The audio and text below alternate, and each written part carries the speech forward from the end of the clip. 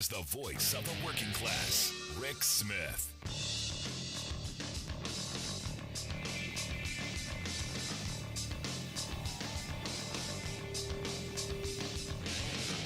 And welcome, brothers, sisters, working class heroes.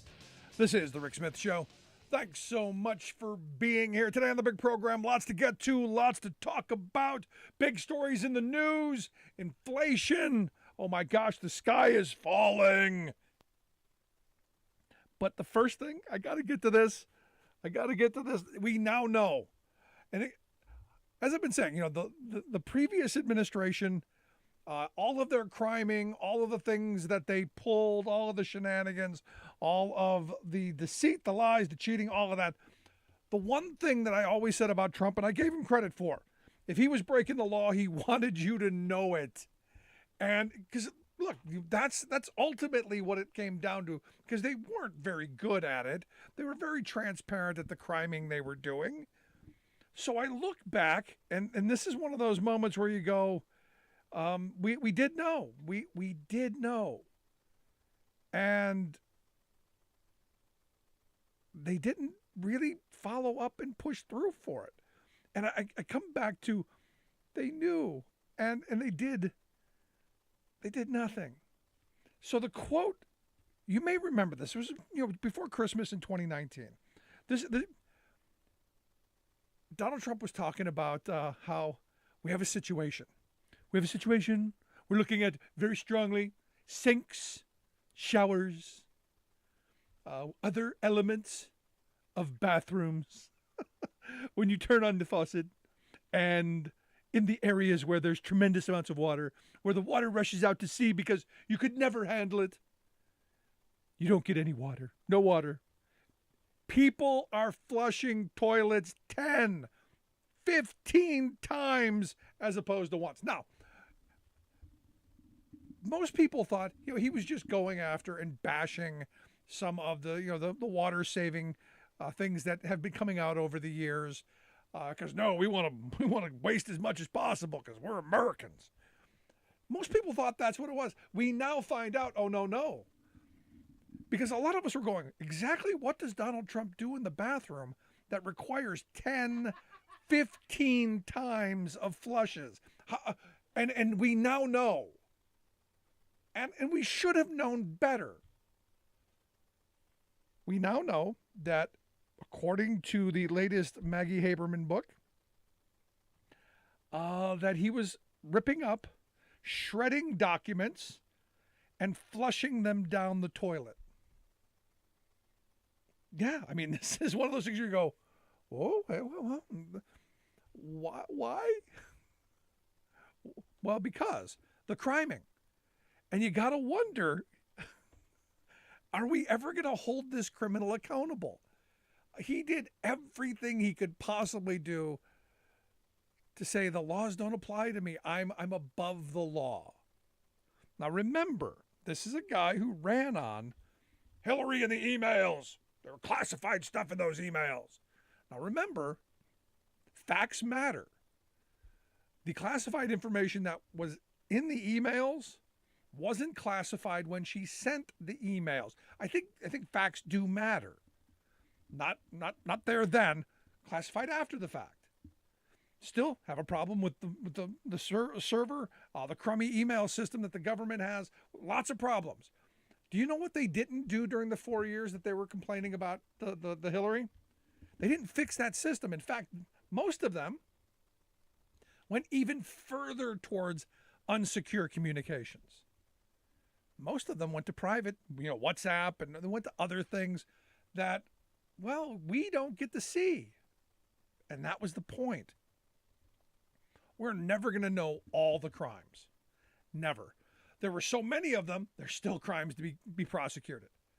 And this is one of them. So I got to ask, at some point, do the National Archives, does the Justice Department, does somebody hold him accountable for breaking the law? Especially now that, if you're flushing the toilet 10 or 15 times, either you got something wrong with your diet, or you are most certainly flushing down the crimes. And, a lot of people think, well, drug cartel, that's what they do. You do realize that paper doesn't completely go away it doesn't. It wads things up, which is why people are complaining that they had to had somebody come unclog the toilets. And they just thought it was Trumpkin's diet. Also, we're now finding out that the documents that Trump took down to Mar-a-Lago with him were not just classified. No. They were top secret, top level, high stuff. The stuff that there's no way you can say, oh, well, he didn't know. He didn't know. How could he know? No, he knew. And he took them anyway. And again, this is another one of those questions. Should he be convicted? Should he be tried? Should he be held to account? Remember, he ran on lock her up over the emails. If that hypocrisy isn't enough, because I'll tell you, if I ran on something like that, I would make sure that I was as clean as the driven snow. That there's no way anyone could come back on me and say, well, you blamed her, but you did the same thing. No, he didn't do just the same thing. He did multiples of worse. And that was always going to happen. But I'm curious your thoughts. 1-866-416-RICK, 1-866-416-7425. Should we begin the chance? Should there be a group of folks out in front of Trump Tower right now with the lock him up chance? 1-866-416-RICK, 1-866-416-7425. Give us a call and share your thoughts on that. But I still love it. There's something wrong. We're doing things in bathrooms. And we're looking very strongly at sinks. Yeah, like he's looking at sink designs. Well, I luck it. We are where we are. Now the big story today, the one the right wings all just, ooh, we can go after Joe Biden for, they're all tingly and tizzy, all wadded up in the panties. Inflation surged 7.5% annual basis. More than anyone in the history of inflation ever expected. More than any time since 1982 when Reagan did it. Now, you go, yeah, inflation did go up. A lot of problems for that. A lot of problems with that. I think, as was pointed out the other day by our friend Scott Paul, who was quite right. During the lockdown, we spent time at home. So we bought goods, we bought stuff. The supply chains were backed up. Clearly, a high demand for things. We didn't use as many services. We're a service-based economy, didn't use so much. That's a problem. Bigger problem is we don't manufacture enough of what we need. That's a huge problem. Something that Joe Biden is actually doing something about. Something that actually moving in that direction to work on and solve that problem.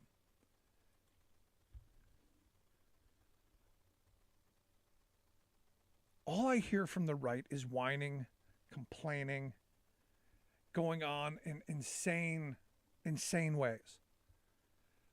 Joe Manchin today coming out and saying, well, we got to, I've been ringing this bell. I've been saying it. He wants the Federal Reserve to slam on the brakes. Or in his words, to stop pussyfooting around. Our problems are we don't have enough manufacturing. We have supply chain issues. We have people who demand things. But more importantly, we've got American corporations who are gouging the living daylights out of us. You want to stop? Because remember, what we were told by our conservative friends is, competition brings prices down. You know what monopoly does? It makes them go up. And I want to get to that, but let's get to the phones real quick. We got Julie on line one listening on KTNF in Minneapolis. Julie, thanks for taking time for us. What's on your mind? Hi, Rick. Rick, I'm an older person, as are you. And I feel like I've been around for quite a while. And my personal opinion is they will never throw a former president meaning Trump, into jail for anything. Nor will I'll they tell you, Julie, that was my original into belief. jail anybody around him. No, that was my original thought. What is your opinion? No, that was my original thought. I was saying, we're never going to do it. We allow sleeping dogs to lie. Let's move on. We got to get past this. But I got to tell you, there are so many crimes. There's so much here every day. There's more and more. Well, I'm not saying what should happen. What I'm saying is, what do you think will happen? Yeah, well, I'm with you. I don't think that I don't think that the powers right now will prosecute.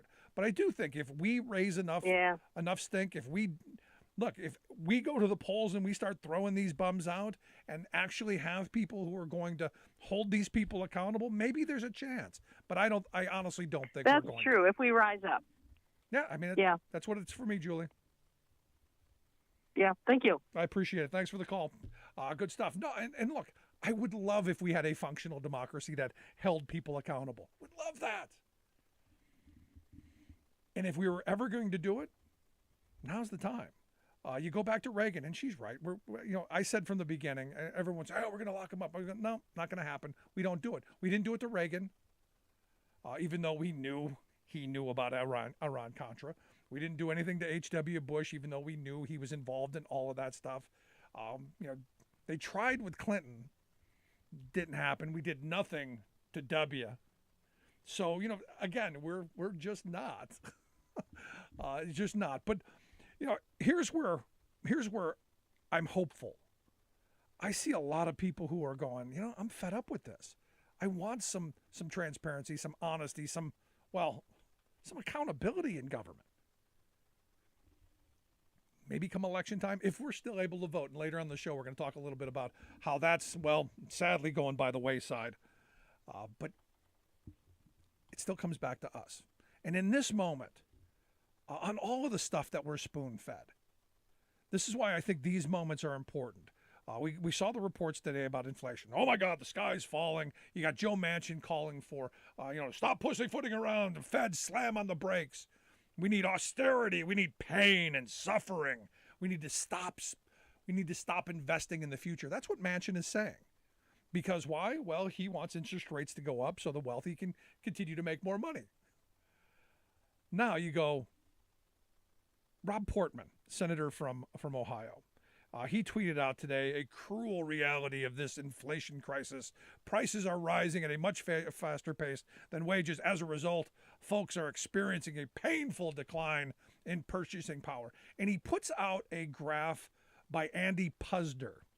You may remember Andy Puzder from the Trump era was going to be Trump's labor secretary if he didn't have some questionable problems at the beginning. He was the former CEO of Carl's Jr. You may remember that. The guy who wanted to have totally automated fast food restaurants so he wouldn't have to pay that pesky minimum wage. Fortunately, he is a long down the road. But hey, he found himself a think tank gig, and he's putting out bad memes.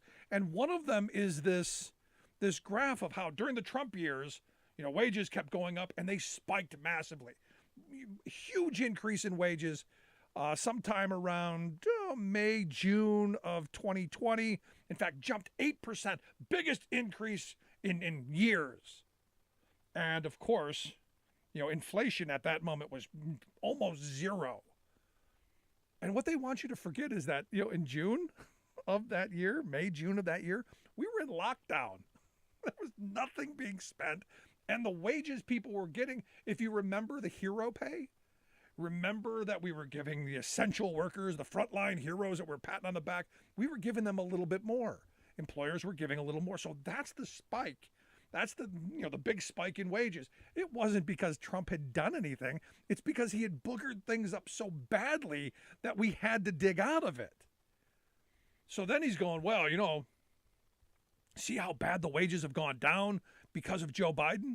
No, not because of Joe Biden, because corporate America began clawing all of those wage increases back.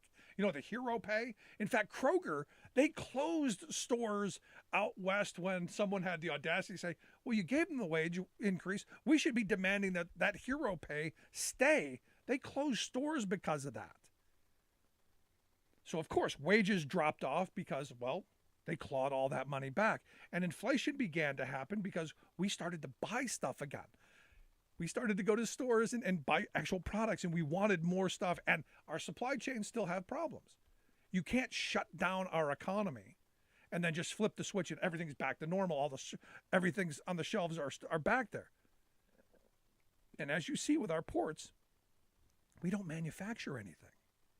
So we had to get it from China. And we had to get it through the ports, and we had to get it through the gridlock that is our ports.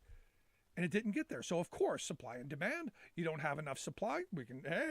Greedy, opportunistic corporate America, monopolistic corporate America, they're able to gouge the you-know-what out of you and me. That explains the inflation, folks. Pretty simple. Good old-fashioned American capitalism. Good old American opportunism and greed. But that's not the narrative they're trying to spin right now. They don't want Biden to succeed. They don't want Biden to get the credit that is going to come when we rebuild our infrastructure, when we get people back to work with good family-sustaining wage jobs. They don't want Biden getting credit for helping families to make lives better. No, they want pain and suffering. And Joe Manchin is part of this. This centrist mentality of, oh, no, we can't help those working people because they'll just spend money on booze and drugs and cigarettes. Instead of going, hey, how do we make it easier for working families to survive and thrive? How do we make sure that they get the health care that they need? How do we make sure that we get retirement security for people? We're heading towards a retirement tsunami and nobody's talking about it.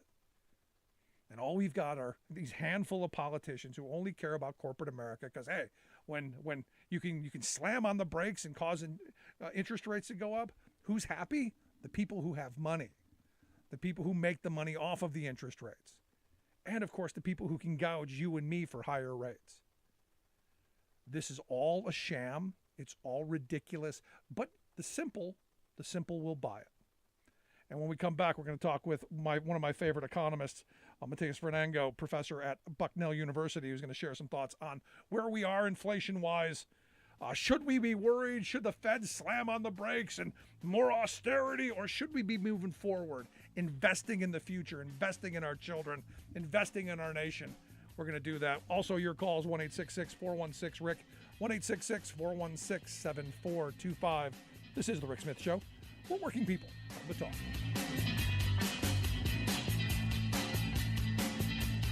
I'm Rick Smith, and this is Labor History in 2. On this day in labor history, the year was 1973. That was the day the worst industrial disaster in Staten Island took place. Staten Island housed the world's largest liquefied natural gas storage tank. The Texas Eastern Transmission Corporation owned the tank and operated a pipeline system that stretched from Texas to the East Coast. The tank measured 272 feet across and was as tall as an 11-story building. When leaks were suspected, the company had the tank emptied and shut down. Workers had been repairing the torn mylar insulation in the tank's liner for months. But then, vapors released during the repair process ignited the lining. This created extreme temperature and caused the pressure to rise, which resulted in an explosion inside the tank. The entire 6-inch thick concrete dome covering the tank immediately crumbled and rained down on the workers inside. 40 workers and 3 safety inspectors were inside at the time. None of them survived. The explosion caused a massive crater. Smoke billowed out for over 5 hours. Investigations revealed that nitrogen, Freon 11, and oxygen, and not liquefied gas, fueled the explosion. The cause was never determined. Some 25 years later, the New York Planning Board began reevaluating a moratorium on liquefied natural gas facilities in place since 1978. They concluded that government regulations and industry operating practices now in place would prevent a replication of this accident. The fire involved combustible construction materials and a tank design that are now prohibited. Although the exact causes may never be known, it is certain that liquefied natural gas was not involved in the accident, and the surrounding areas outside the facilities were not exposed to risk. Welcome back to the Rick Smith Show. Now, here is Rick Smith.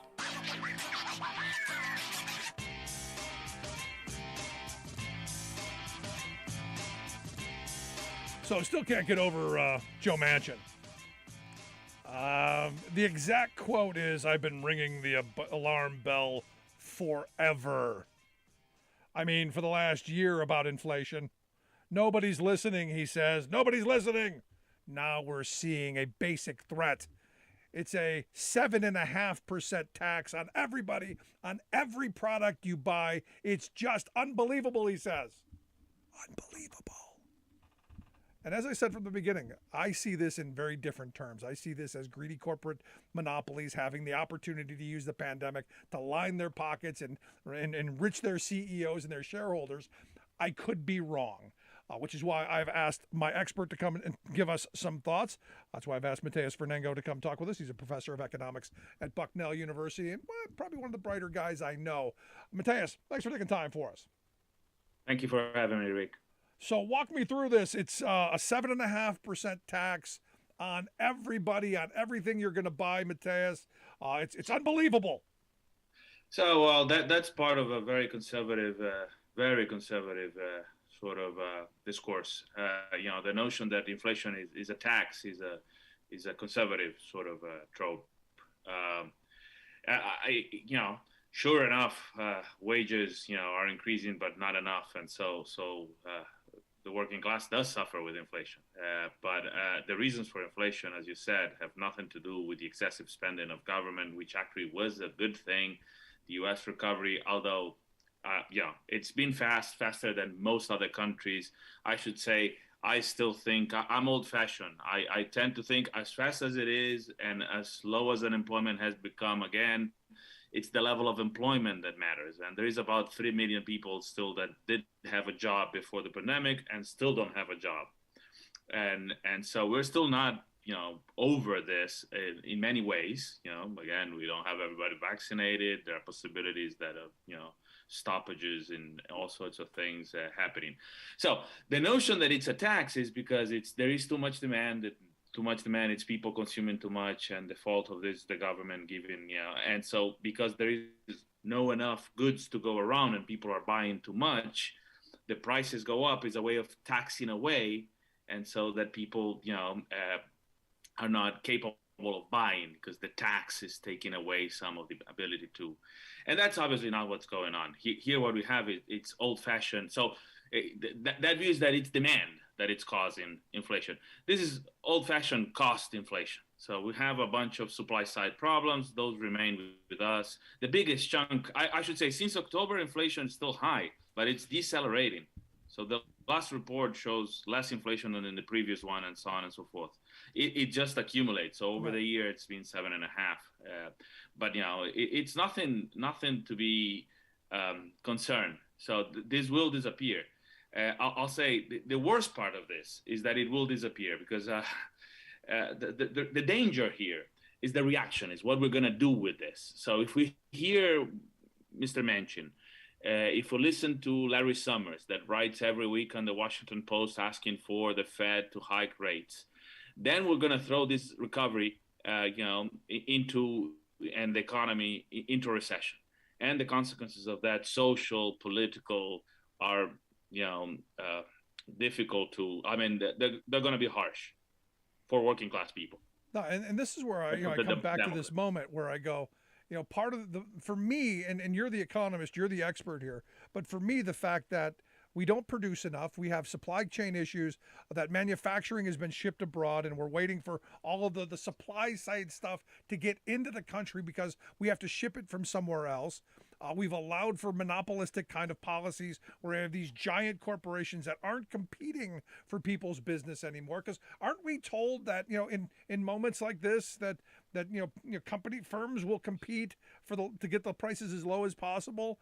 Aren't we told something like that?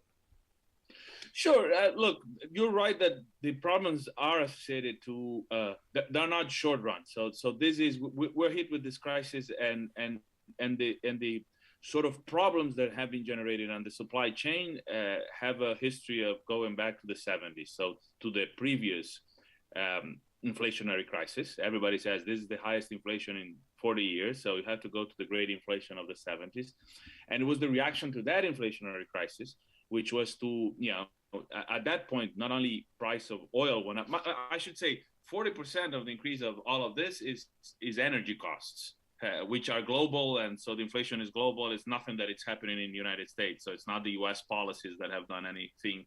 So this is global, so to speak. Inflation has been up in all sorts of parts of the world. And in Europe too, it's relatively high. Historically, it's at 5%. The Germans have 5% inflation. They're all really panicky. So the point is, the reaction there was to break the legs of the working class. Why? Because the working class could respond to the increases in prices in oil and whatnot by demanding higher wages, and that caused the price wage spiral. And that's why inflation really was high later, in the 70s. I don't think we're close to that. I mean, we talked about this. I always joke. I say it's not that 70s show. I'm sorry to say, because part of the story is that the working class doesn't have the ability to respond in the way that it did in the 70s, exactly for the reasons you're saying, because the power of corporations, because we outsourced, jobs abroad, a good chunk of the supply chain, it's not in the country anymore. I think that, in all fairness, I'll say that something that has been bipartisan is that there has been some sort of understanding that even for defense reasons and for other reasons, and because people are also paranoid with China in other ways, not just the competition of Chinese corporations, there is a sense that part of the supply chain has to be brought back into the United States. To what extent that will happen and how fast, I can tell you. But the idea that this would lead to inflation that is very high is unlikely. So look at the political, scenario, and the fact that you're citing Manchin at the start of this, which essentially is saying we are not going to bring back, build back better, or anything that it's significant, at least in that direction. No, this is his excuse. And we're we got the infrastructure one, and I think now what's on the agenda is the Supreme Court, but I haven't heard a thing about. So maybe I'm wrong and uninformed. But no, it's done. I think the Build Back Better is done. I still want to push for it because I think we need it. I think the investment are desperately needed, but I just don't see it happening between now and the next. And so that won't strengthen. I mean, what's the basis of the relative stability of prices that we have over the last 30 years? It's that the working class was destroyed. Their ability to demand higher wages was gone. Normally, when the working class demands higher wages, there are two ways that this can end up: with inflation, because firms will pass those increases in wages to consumers, or if corporations, because of social agreements, are forced to give the wage increases with productivity, which is what happened in the 50s and 60s, then you get price stability with better conditions for the working class. But we're not there. And so we're not into an inflationary crisis in the sense that we're going to have a working class that it's militant and will ask for higher wages, and that will push prices up, nor a situation in which the corporate elites are willing to pass those increases in wages, the increases in productivity into increases in wages. So we are basically just passing through a crisis. Once that crisis is gone, we go back to, it seems to me, to the old-fashioned wage stagnation. Productivity goes up. They incorporate that into higher gains for corporate, CEOs and so on and so forth, and there is no significant gain unless something changes significantly, in the other. The risk of this is that, of course, we're thinking of inflation as being caused by a tax and too much spending by the government, and we're going to cut spending. We're going to increase, interest rates. We're going to throw again the economy into recession. To do what? Because last time in the 70s, they did that to break the ability of workers to fight, back and get some of these gains. But the working class has been defeated. Yep. I'm sorry to say. So I'm despondent. Today is it's like, I don't see the point of this. And so what we're going to do is just throw away the next election. I don't mean just the midterms. if we pursue this strategy, we're gonna throw the next, presidential election in the hands of Trump or something even worse. No, I'm right there with you. Possible. At the end of this, the way forward is to invest in the future, invest in rebuilding manufacturing, invest in infrastructure heavily. This $1.2 trillion is important, but as we've said before, the American Society of Civil Engineers says we need more than 3 times that number. So, exactly. I mean, this idea that we need austerity, we need the working class to tighten the belt a little bit and suffer, at some point, we, the people, have got to rise up and say, this is a horrible, failed idea. If you're just tuning in, you're listening to The Rick Smith Show. We're here with Matias Vernango. He's a professor of economics at Bucknell University, talking about the quote-unquote Biden inflation period. If you've missed any of the show, download the podcast at thericksmithshow.com. I do want to get your thoughts on that, because it's Biden's fault. It's all Biden's fault, Matias. Everything here is Biden's fault. It's Biden's inflation. Yet we look at what the former guy did during his period. Did we forget that he's the one who flipped the switch off and got out of Dodge before any of the really negative consequences came to fruition? Oh, Jesus. I mean, there so much to unpack in that, because, it's a complicated, we've been, if we're going to look at this, I'm not often a fan of these ideas of bipartisanship, because sometimes but the problem is that we have had on certain aspects of economic policy bipartisanship for a long period. So this crisis has been made, over decades, and Democrats did not push back enough on Republican policy. So I would suggest that and some Democrats were just as responsible. I'm not giving them a pass. They're just as responsible. In many ways, they're just as responsible. Let's be serious. Who said, let's end up, the welfare as we know it? Who signed, NAFTA? It was Clinton. And the regulation started with Carter. The Volcker policies that, broke the legs, put in interest rates in the stratosphere and broke the legs of unions and workers. He was appointed by Carter, not by Reagan. Reagan reappointed him, fair enough, but he was appointed by Carter. So when you look at this, it's been a crisis long in the making, and certainly the 4 years of Trump made everything much worse in many ways, because he had a discourse that on some things, the right-wing populism on some things, like, on his negative on trade, he moved in a direction that is surprising for the Republican Party, but he didn't do much on those things. And the only, if you look at what he did, really, the only victory was the tax cut, which only helped the very wealthy. That's the only, legislative victory that he actually did have. He was forced into doing the fiscal packages, essentially, and then he made the pandemic much worse. And the pandemic is, at the end of the day, the immediate cause, if you want, of the crisis that we are still facing, and God knows for how long we're going to still face. Also the Republican Party, I should say, Democrats do play ball and vote on things that they see as relevant for society. So they did vote for Trump's fiscal packages to rescue workers and maintain the economy going during the pandemic. Biden had 0 Republican votes in his last January, and there were only in the infrastructure only whatever it was 10 votes of Republicans. So as a party, the Republican Party, I think Noam Chomsky said recently, it's an insurgency. So as a party, they definitely are a predator party. They are just lining their own pockets and their clients, but it has little so it's very hard to right.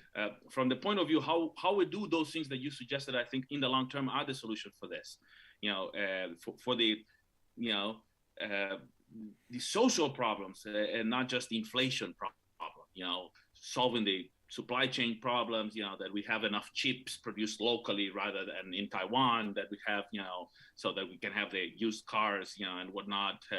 That all of those things depend on significant investment at home, and not just on infrastructure, but on people. Exactly. And it's investment that we haven't done in 40 years. In 40 years. I've been saying for the longest time, this administration, the thing I give Biden credit for is he understands that we need a massive reset. We need to begin exactly. So the conversation is back to that. The conversation is back to that wasn't in decades. So right. I think that's I don't think that this is a Biden crisis. This is an American crisis. We're in the middle of a long American crisis. It's has not been made right now. Biden, if anything, I'll say this in favor of him. I think that he changed his view significantly.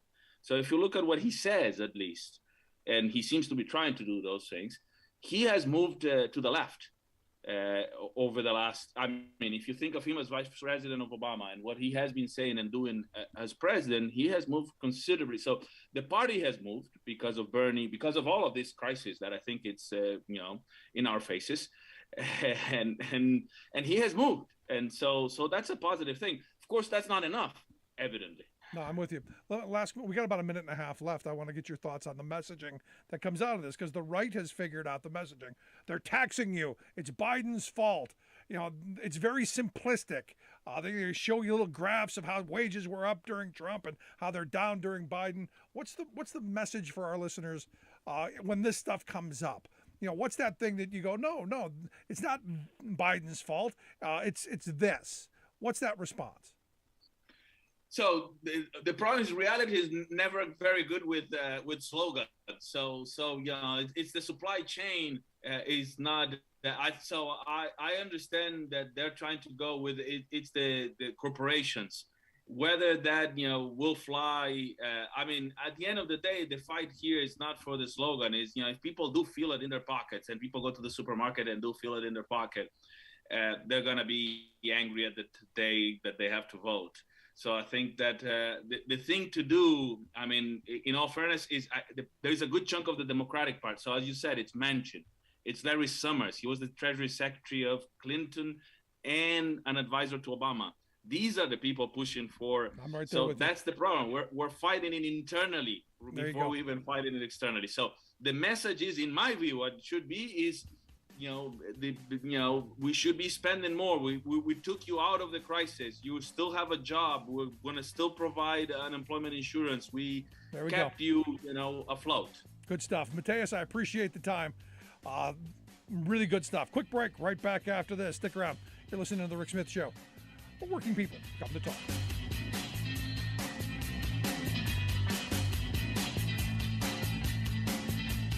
I'm Rick Smith, and this is Labor History in 2.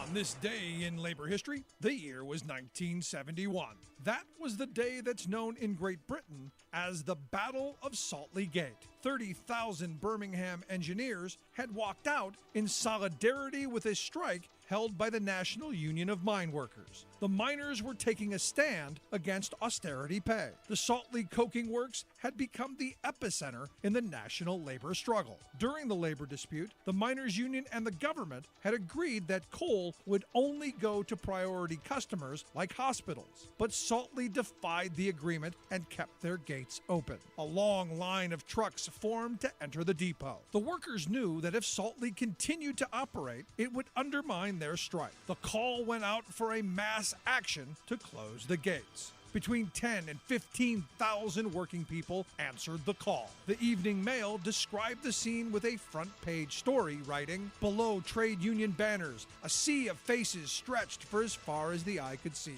And there was a great roar as the gates shut for the first time since picketing began last week." Faced with such a crowd, security workers from the depot were forced to close the gate. The crowd erupted with a cheer. Arthur Scarhill, president of the Miners Union, climbed onto a roof to address the crowd, declaring, "If working people are united, they can achieve anything." The victory was a turning point. A little over a week later, the government had agreed to a pay raise for the miners. A solid wall are we, close the gates, close the gates. Our strength is unity, close the gates. We've marched across the years through hunger, doubt and fears. We are the engineers, close the gates, close the gates. Like what you hear? Check out more at laborhistoryin2.com.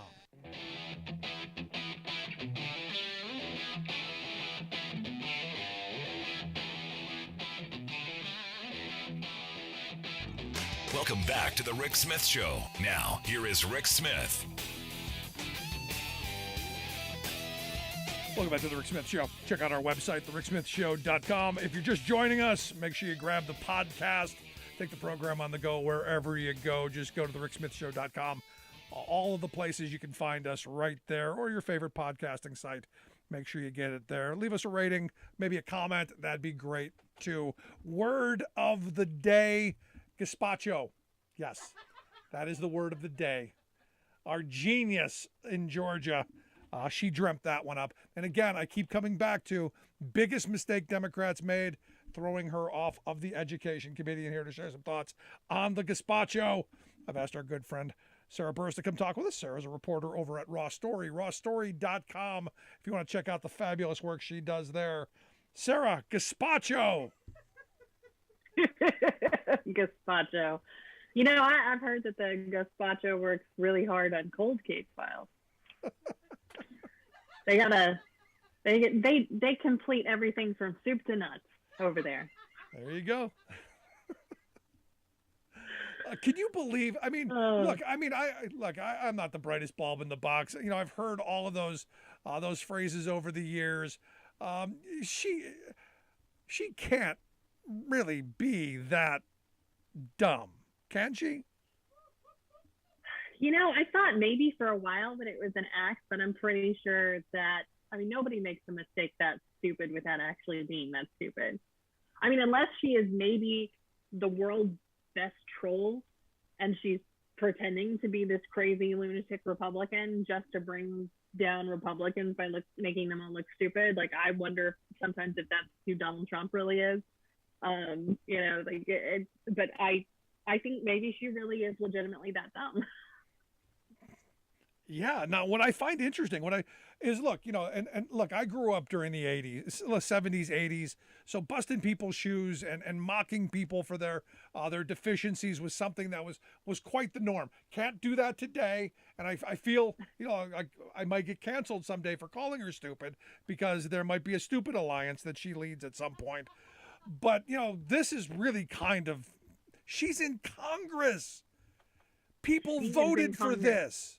And they're saying she may win again. And what is crazy, and I think this is something that everybody really should give some thought to, if she can win a congressional race, then all of you out there can really do anything. I mean, I think that says a lot about the world that we live in today. You really have a capacity to be an elected official, even if you have, you know, crazy Facebook posts or you know, some sort of weird sex club you belong to in college or something. Like, everybody can kind of, I think we're moving into that era of there's always somebody stupider on the other side. So I think that's a positive. No, I see that as really a negative. I go, you know, look, I don't want people in Congress dumber than I am. I don't want the president to be dumber than me. I want people who aspire to be as smart as they can be, and then don't belittle people who are smarter than they are. Actually learn from them and get us good policy, get us something forward. These people don't bring anything to the table. These are destroyers. You give an idiot like this a hammer, they can easily tear down a house, but they have no idea how to build one. I want people who know how to build stuff, not these people. I think that's the difference between the House and the Senate, though. The House used to be my favorite body because it was the most representative of the country. It's, you know, all of these people from all over the world, or all over the country, from, you know, rural and urban, and they have different experiences and different understandings and perspectives about the world. So now I think it's really just representative of the fact that we have, you know, a huge swath of the American public who's not very educated, and they're representing those people. And I guess you're right. Go back to my 8th grade civics course. The House is where the passions of the people rage. So maybe I'm gonna come along with you a little bit there. That maybe this was how it was intended. But at some point, don't things have to get done? And don't we, the people, go enough at some point? I mean, I'm looking at the stories now, and this Jonathan Chait wrote a piece, I guess, that says that if Republicans want to win, they've got to stop making fun of her. But how can you stop making fun of her? Gazpacho. I know, that's the thing that's so surprising is there's this idea of, you can't have the circular Republican firing squad, so it means that you can't attack Liz Cheney, but then that also means that you can't attack Marjorie Taylor Greene. And what I think is being lost here is you can't really compare those two. There are definitely some things I don't like about Liz Cheney, but the thing that they hate about her is just that she is, on the insurrection committee. The thing about Marjorie Taylor Greene is she really, truly makes the party look so incredibly stupid, amateurish. Everything that is bad about the Republican Party is sort of embodied in Marjorie Taylor Greene. Basically, just who they are. I got it. Yeah, basically who they are. That's the problem for them. She's the figure. She's the the face of what's going on right now. Now, I do find it interesting because the funny story today, made me think of not funny. We know that Trump has classified documents. We found out that he has top secret classified documents, but we knew that. We've always known that. Right out of the gate, he was leaving nuclear codes on the table, for the South Koreans to find.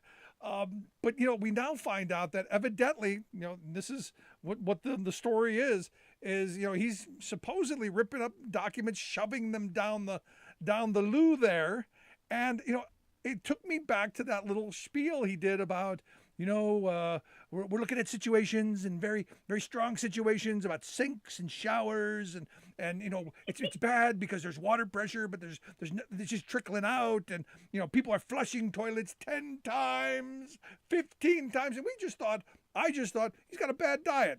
Did not getting it all down. Now we know what he was flushing. I know, that's so funny.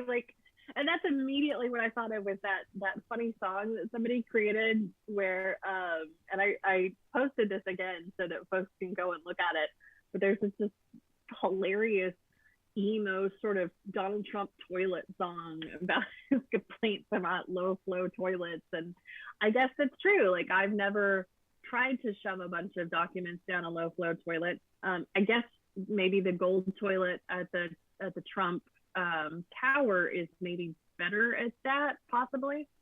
Or he just dumped on the floor and somebody had a poor working person come by and clean it up, and he didn't actually know how plumbing works. Yeah, right. The thing that's crazy is they have the burn bags. You can put stuff in the burn bag.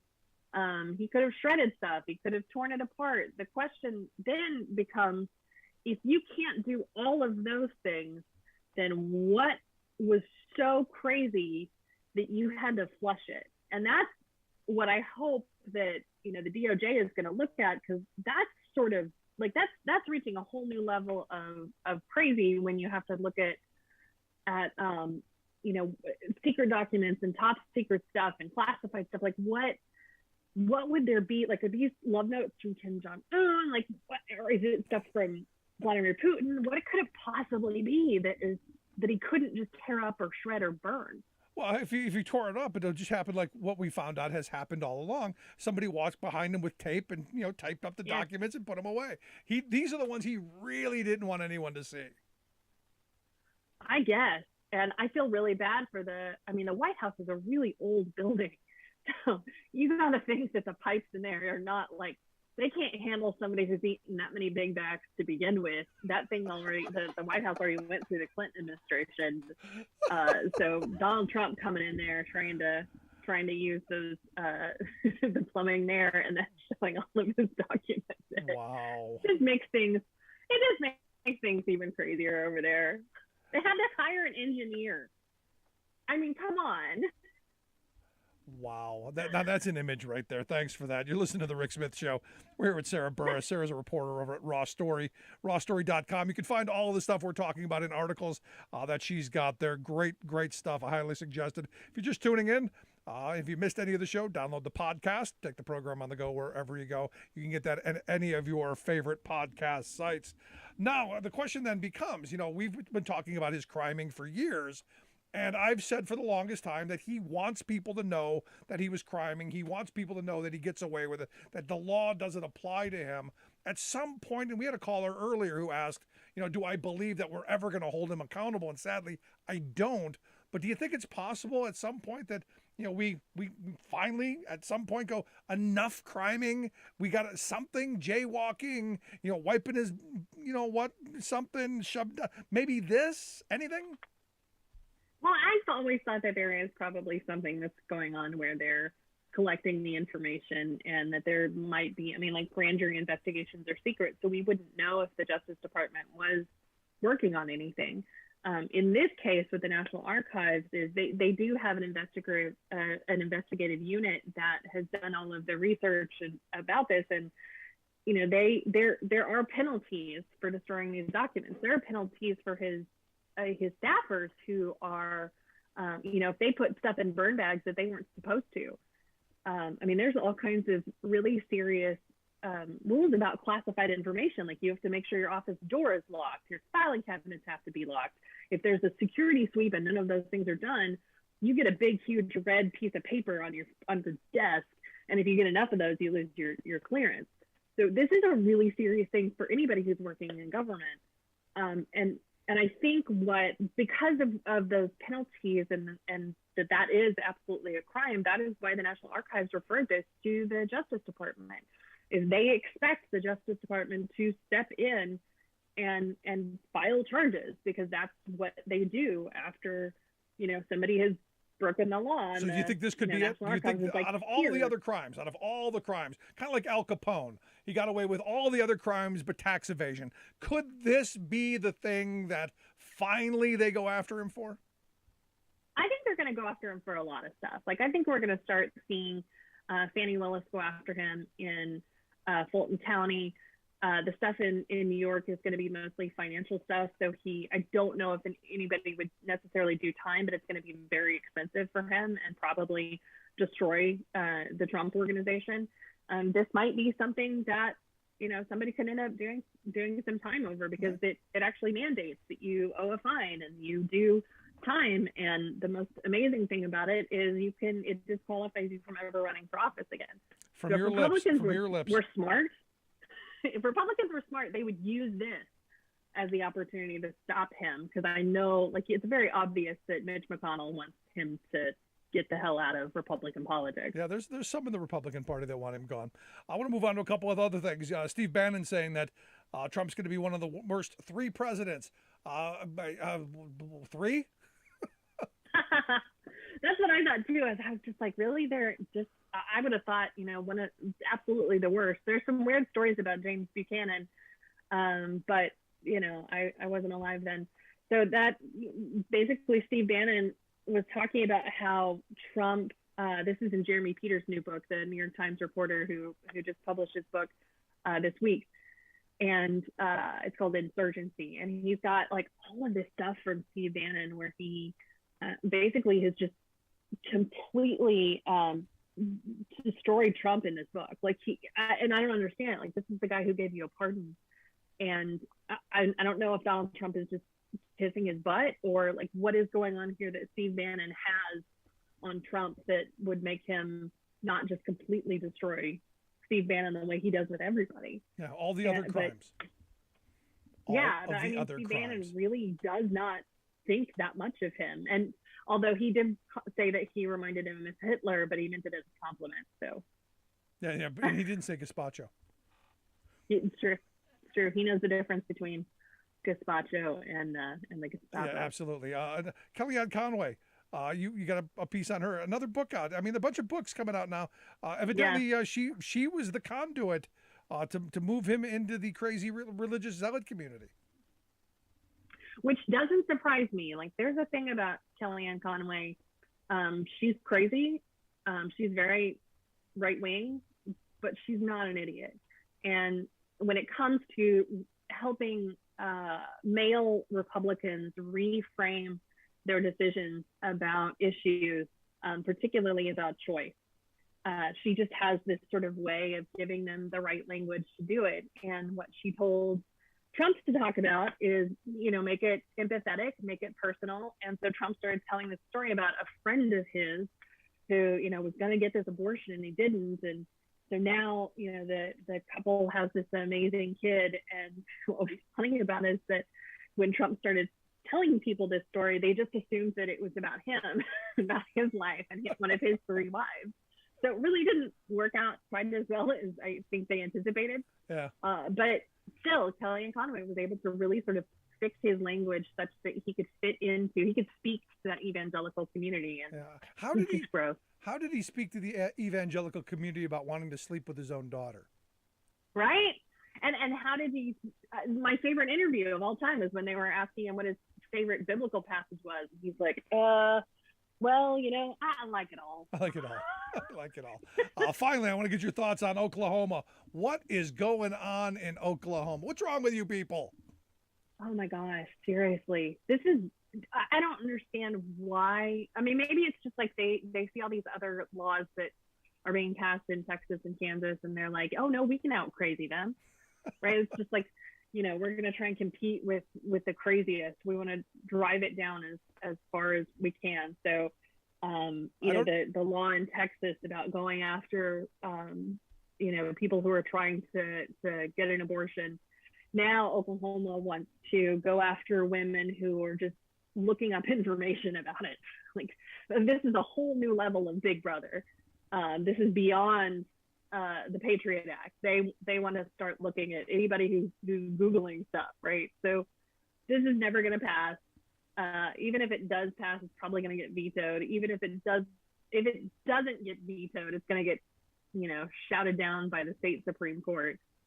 So, good luck with that. I'm waiting, and I'm afraid to put this out here because I know there's some crazy person listening. That's a great idea. I'm waiting for them to put like a fingerprint on a pregnancy test. I'd have an RFID chip in it, so the second you go on it, you got the thumbprint right there where you're holding the stick, and now they got you. And now you're part of the database, and now the bounty hunters can come get you. I'm waiting for it, man, because we've already got the technology. Amazing stuff. Sarah, as always, amazing work that you do. I hope folks will check out the website, rawstory.com, and look for Sarah Burris' stuff. Sarah, thanks for taking the time for us. Great talking with you again. Thank you. Happy Valentine's Day. You as well, our good friend Sarah Burris. Make sure you check out the work that she does there at RawStory.com. We'll get links out on social media. If you missed any of today's program thus far, podcast, download, comment, like, share, all that. Podcast. Quick break. Right back. Stick around.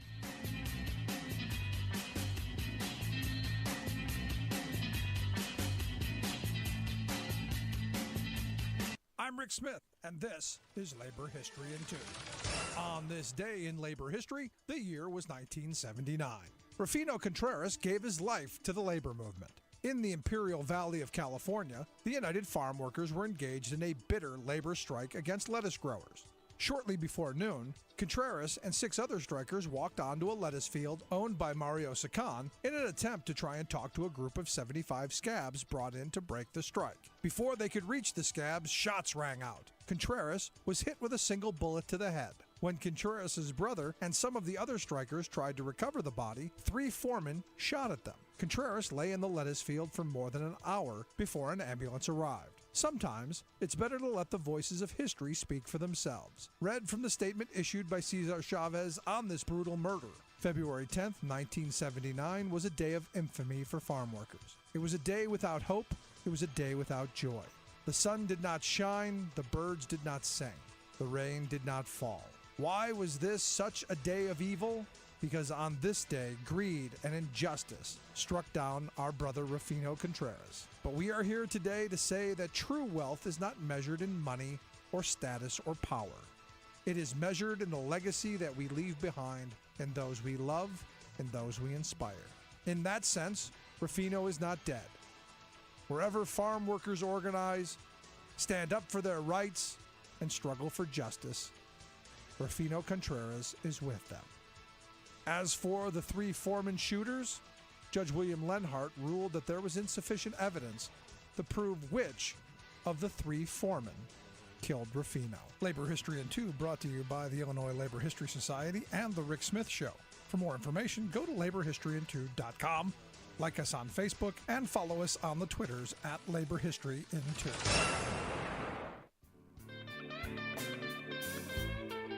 Welcome back to the Rick Smith Show. Now, here is Rick Smith.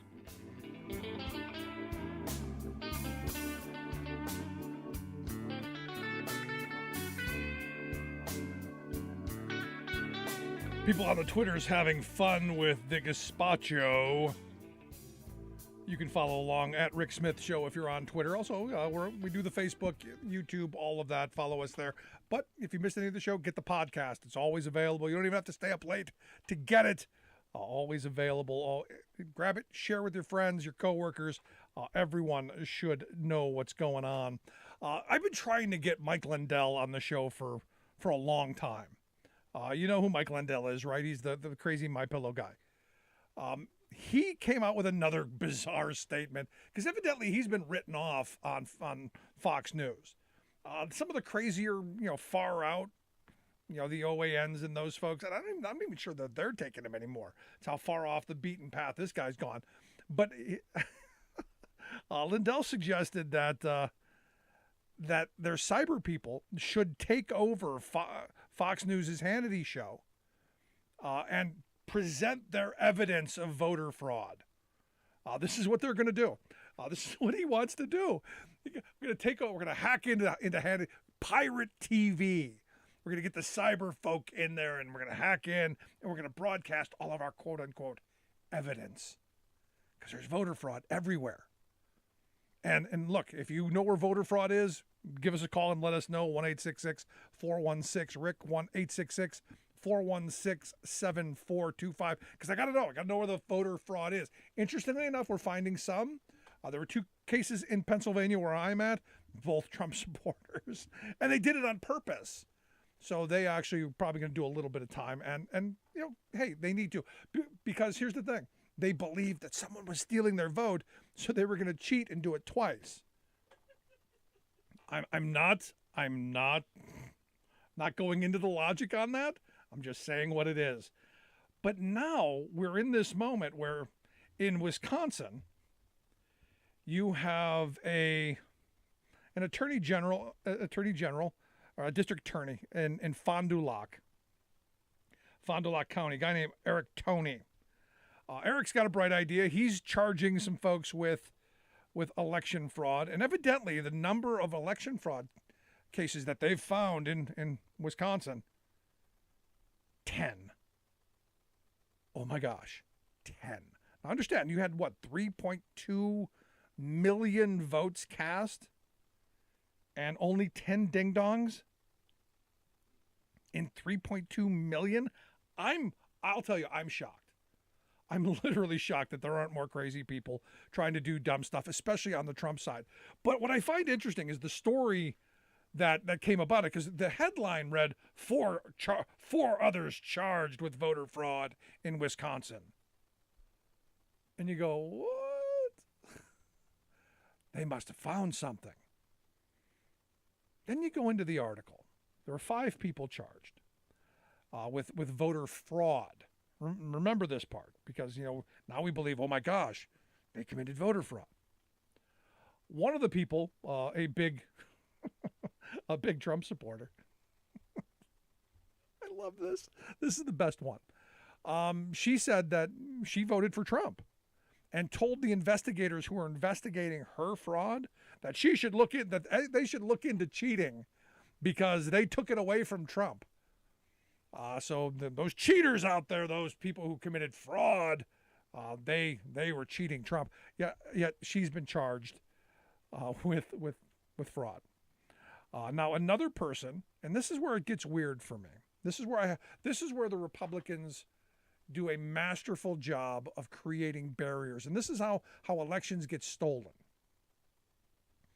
And this is what I've been talking about for the longest time. Wisconsin, one of those states that went in with the voter ID, and they had really restrictive guidelines on what you could use as a residence and all kinds of stuff.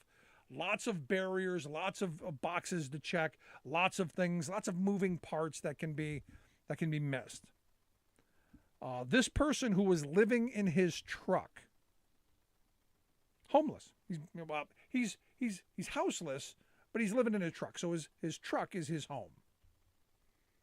He registered to vote using a post office box because that's how he got his driver's license. So on his driver's license, evidently, is a post office box. Now, we were told you could use a driver's license as identification, and you would think that the address would be usable too. Oh, no. Because they don't allow P.O. boxes as a place to register to vote, this guy is now being charged with fraud. Because in Wisconsin,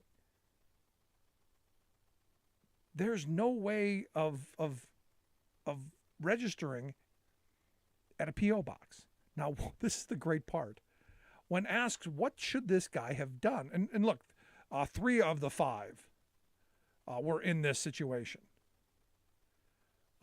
There were people who, they were homeless. They didn't know you couldn't register. And he said, ignorance is no excuse of a stupid law. He didn't say that. He just said ignorance is no excuse. I added the ignorance of ridiculously stupid law is no excuse. His answer to the homeless thing was, and this is brilliant, quote, one of the people charged was homeless, but should have listed any kind of address, like the location of a park bench, rather than a post office box. Let the ridiculousness of that sink in just a little bit. How is someone going to get their mail at a park bench?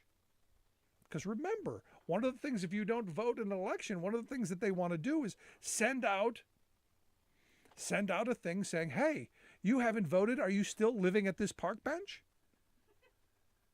And if you don't turn it back in, they wanted to throw you off the voter rolls. At least a P.O. box is a solid, stable address. And if you're homeless, you have an address. You have something to get your mail. How are you going to say a park bench? This is how ludicrous Republicans have gotten. Now, another couple, they were both charged. They travel around the state in their RV. They don't have a fixed address. They don't live in a house. They don't live in somewhere. They live in their RV. They're traveling from campground to campground, here to there to over there to who knows where. Sleep in the Walmart parking lot for all we know. When asked about that, he's like, well, they should have listed the address of the campground where they stay. Which one? This is the ridiculousness of what Republicans have done. This is the kind of stuff that stops people from voting and then penalizes them. Because here's the thing. These 5 people, have been all charged with Class 1 felonies. Punishable up to 3.5 years in prison and a $10,000 fine. Did I mention 3 of the 5 didn't actually vote? Oh, no, I forgot that. And this is where I go, wait a second. Am I missing something? So you're now saying that the registration is fraudulent because they put the wrong information. So that means if I get my address wrong, you're going to come after me if I transpose the numbers and I have an idiot moment that all of a sudden now I'm a criminal? Well, the answer is yes. That's the direction. It's this kind of craziness that just infuriates me, which is why, again, we need massive law reform.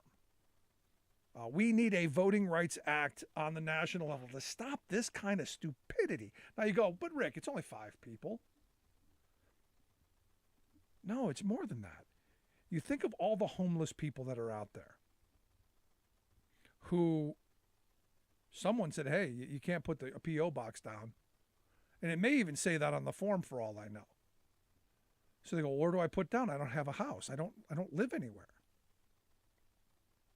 Now, they're excluded from voting. Are they citizens? Should their votes count? Should they not? If you're homeless, should you not be able to vote? Look, understand. Republicans don't want we the people to vote. They don't want especially poor people to vote. Because they generally vote for, not all the time, but generally, they vote for Democrats. Democrats who are going to try and help. Are going to try and help the homeless. Which I find it interesting. There's a story banging around that caught my attention coming out of San Francisco, where they got some guy from Texas who admits to being a drug addict, who moved to San Francisco because they're giving free money away to be homeless. I'm out here voluntarily.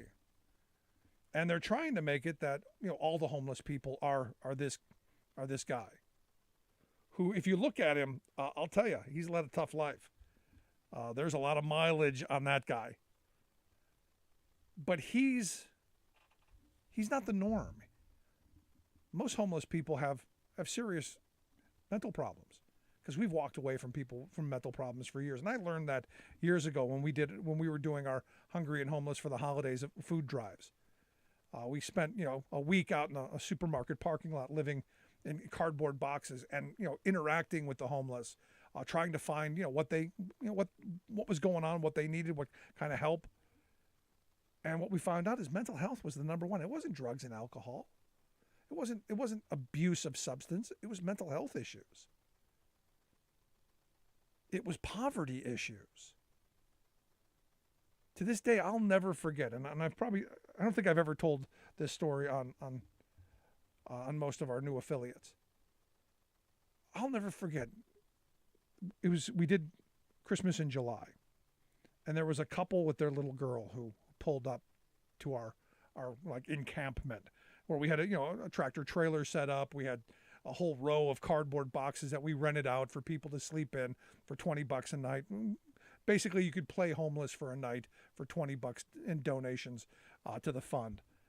And we had a bunch of people come out. Well, this couple who pulled up in their car, and as soon as they pulled up, you clearly could see that they were living in their car. Husband had lost his job. The wife had an illness, had lost her job, and they were living in this car. And they were simply asking for help. They were simply looking for a job. They were simply looking for some assistance, for someone to help them. And they had a little girl who was probably at the time, I'm going to guess 7, because my daughter was about 7 at the time. And the two little girls, they played, and for those moments, she was able to be a little girl. I gave my daughter a couple of dollars. They went over, they bought ice cream, they were having fun, and they were enjoying time together. For those moments, she got to be a little girl. And the second that they said, okay, we've got to go now, she just broke into sobbing tears, because it meant going back to the car. It meant coming back to reality. Now, we tried to find someone to help hire them. I do believe that he did find a job through some of the contacts we provided. Eventually, they did use some of the services in the direction that we sent them. But in those moments, in that moment, that little girl, all she wanted to do was go home, because everything had been stripped from her. And to have people who are going to belittle the homeless and use, set up stories like that one to demean and to say, well, we shouldn't be helping, they should help themselves, in this nonsensical Horatio Alger, pull yourself up by your bootstraps mentality that we get force-fed all the time. I think of that little girl, and I think of that family who, because of a job loss and an illness, they ended up homeless. And during these times, I found out, quite frankly, that, the number one cause of homelessness, I was actually shocked to find out, the number one cause of homelessness is a car repair. A car repair of more than $400. And now we know 60% of the people in this country can't come up with, I think it's 40% can't come up with 400, 60% can't come up with 1,000. And you think about it, it makes sense. The car breaks down, can't get to work. Can't get to work, don't have money to pay for the car repair. Eventually you don't get to work, eventually they fire you. Now you got no money to pay the rent. Eventually the landlord throws you to the curb. Makes sense. Still don't have the car fixed. Whereas if there were something there to help in those moments, if we had a viable social safety net, maybe we wouldn't have these problems. The other one is medical bills. We met an older gentleman who had a heart attack. Couldn't go back to work within the prescribed period of time because of the law, and the employer fired him. So he had no money, no health insurance, nothing. Another medical thing came up. He got on Medicaid. We saved his life. We spent hundreds of thousands of dollars saving this man's life, only to send him out into the streets. Heartbreaking. But I'm told I'm just a bleeding heart liberal who cares too much about people because they're lazy. That usually comes from people who don't know poor people. That usually comes from people who have never been poor. That usually comes from people who have no heart. Which is why when I look at what Joe Biden's trying to do, he's trying to rebuild that American dream. And this is where I'm giving him credit. And yeah, I'm tough on him. And I'm tough on Democrats when they booger stuff up. But I think in this moment, he's truly trying. Reshoring manufacturing, bringing back the jobs that we need, making sure we don't lose future jobs. That to me is the most important thing. All of the advancements in electric vehicles, charging stations, climate, all the climate stuff that we need to do, all that should be built here. Should benefit us here. And he's doing that. Something Trump talked about, did a lot of talking. Former guy did a lot of talking. In fact, Infrastructure Week was every week. In fact, we have tons of pictures of him playing little truck driver guy and with shovels and all kinds of toys and all kinds of ego stoking that we had to do. But we didn't get anything done. Joe Biden got something done. And this is where, look, Democrats, buck up, get out there and ball up your little digits and fight back. And Joe Manchin, we need that Build Back Better. I know you've got this inflation fetish. This ain't Joe Biden's fault. This isn't what you're saying it is. It isn't spending. It will go down. But if you slam on the brakes, or if you quote unquote stop pussyfooting around and slam on the brakes, you will cause a recession and you will cause working people incredible pain. Because recessions hurt working people. Just my thoughts. I'd love to hear yours. You can email me, rick@thericksmithshow.com. If you've missed any of the program or you're just joining us, grab the podcast. Wherever you get your favorite podcasts, just look for The Rick Smith Show, and it will be there. You can take it anywhere you go, and make sure you share it with your friends. Quick break. Right back. Stick around.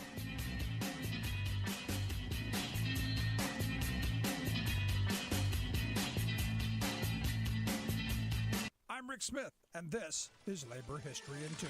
On this day in labor history, the year was 1973. That was the day the worst industrial disaster in Staten Island took place. Staten Island housed the world's largest liquefied natural gas storage tank. The Texas Eastern Transmission Corporation owned the tank and operated a pipeline system that stretched from Texas to the East Coast. The tank measured 272 feet across and was as tall as an 11-story building. When leaks were suspected, the company had the tank emptied and shut down. Workers had been repairing the torn mylar insulation in the tank's liner for months. But then, vapors released during the repair process ignited the lining. This created extreme temperature and caused the pressure to rise, which resulted in an explosion inside the tank. The entire 6-inch thick concrete dome covering the tank immediately crumbled and rained down on the workers inside. 40 workers and 3 safety inspectors were inside at the time. None of them survived.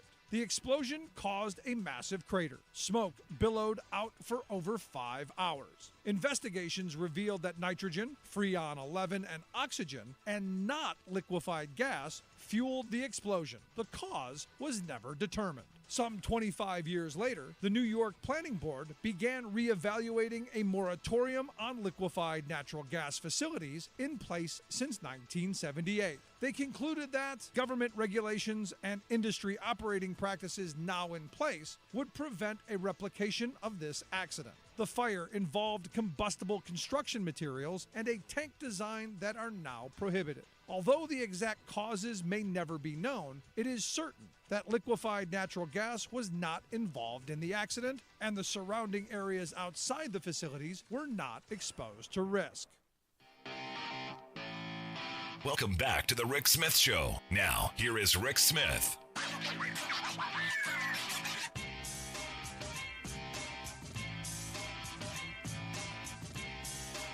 So President Biden put out a couple of tweets today I thought were, well, interesting and good. He said, look, every day we see the devastating impact of our nation's crumbling infrastructure, but that's about to change. We're putting Americans to work, rebuilding our bridges and highways, delivering clean water, and so much more. And he's like, look, this bipartisan infrastructure law, this economic strategy that's moving us in a way to rebuild domestic manufacturing, job resurgence.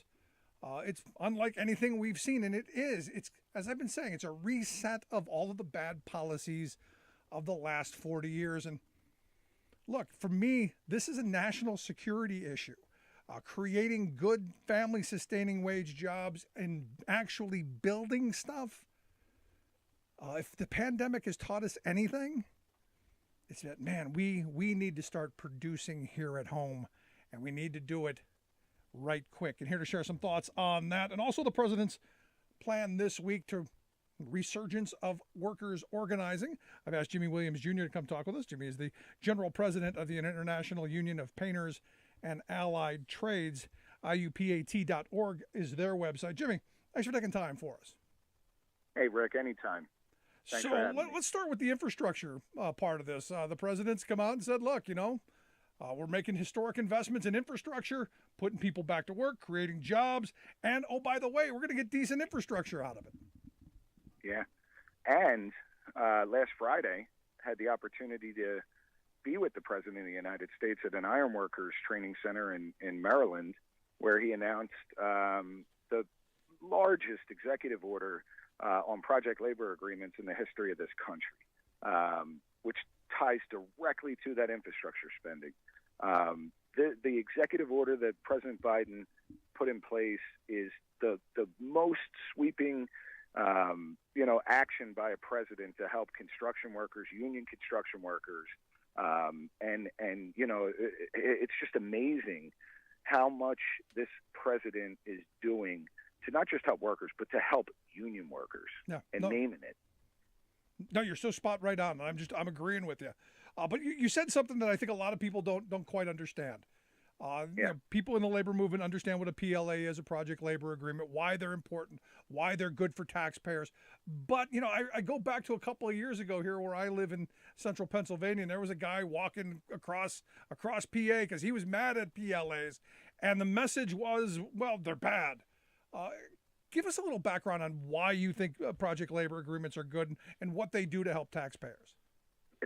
Project labor agreements are put in place well before projects are started, and they ensure that the employers on the projects are, using folks that are registered apprentices, that are making sure that collective bargaining agreements are in place well beforehand, before the job starts. Also has things in there that mitigates disputes amongst employers and the owner, and it's the best way for the government and the private sector uses project labor agreements all the time to make sure that in advance it's known what the taxpayers are getting. There is so much waste in construction spending over the years, and at the end of the day, the taxpayer needs to get the best product. And project labor agreements ensure that they're going to have the right employers, that they're going to have the right workforce, and that they're going to be utilizing, the union movement to build the apprenticeship programs up to make sure that the workforce has entry. Right. And even beyond that, for me, when you start talking about prevailing wage laws and you start talking about using project labor agreements, I always use the example of that bridge out in California that is never going to be finished, where they didn't use project labor agreements or prevailing wage laws. And the one in New York, the Tappan Zee replacement, where they did, and the Tappan Zee was finished on time, under budget, and is fantastic. The one out in California, well, I guess you get what you pay for. And to me, this is putting this stuff in writing on in black and white solves a lot of problems. Yeah, and this president really understands it, instructing the different agencies of the government to make it a policy to have a project labor agreement on any project over $35 million. That has never been done before in this country. People don't realize how monumental the moves that this president is making, because he realized that, yes, passing the infrastructure plan is one thing. That creates the funding. And now here's the mechanism to actually drive good jobs to the middle class. He gets it. Yeah. No, and this is where I think is important, Jimmy, and I'm glad you brought this up.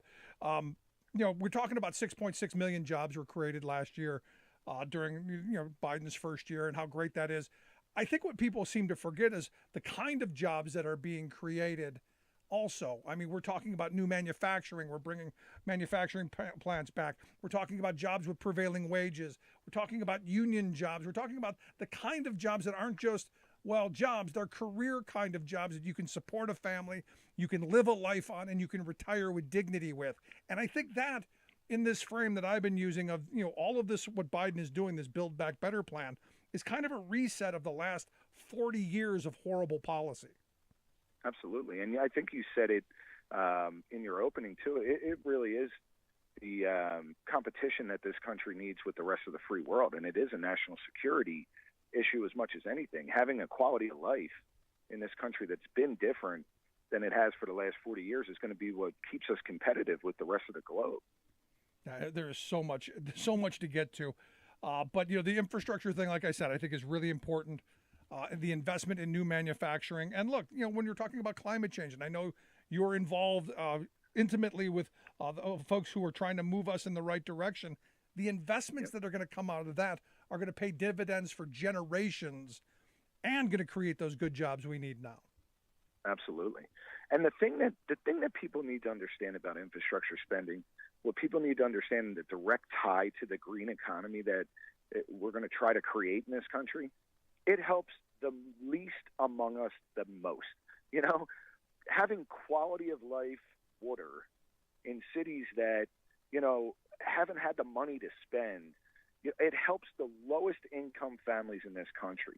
And the best part is being able to also put those people to work on those projects. That's the plan going forward. And the thing that I give this administration credit for, unlike the one previous, is there's nothing about punishing. There's nothing about punishing anyone. There's nothing about we're scoring political points. We're investing in the country. We're investing in moving forward. We're investing in jobs and infrastructure, and it doesn't matter where it is. We're just moving forward. Absolutely. And I got to tell you, we got to bring our members along with us, though. For whatever reason, our country's still divided, Rick, and the labor movement, and we're all trying to figure it out. We have to get out to our membership now and explain to them what this administration is doing to help them so that we can continue down this path and not have a regression over the next 2 to 4 years. No, I am right there with you. You're listening to the Rick Smith Show here with Jimmy Williams Jr. He's the general president of the International Union of Painters and Allied Trades. Their website, IUPAT.org. We'll get links out on social media. And I think a big part of the conversation that you can have with your members is this most recent task force report that just came out on how President Biden and the administration is going to help worker organizing and empowerment. Now, granted, this is on the federal level and with federal contractors, but I do believe in the concept of the federal government has to be a model employer. If they're racing to the bottom, if they're creating dangerous conditions and poverty wages, everything else is going to go that way as well. So for me, this is a pretty big deal. I'm curious your thoughts. No, it is. And it goes beyond just what the federal government can do for its employees. It goes into what policy each agency can do. And, we spent a lot of time in our union putting together proposals for the White House task force. It was one of the first things that President Biden did.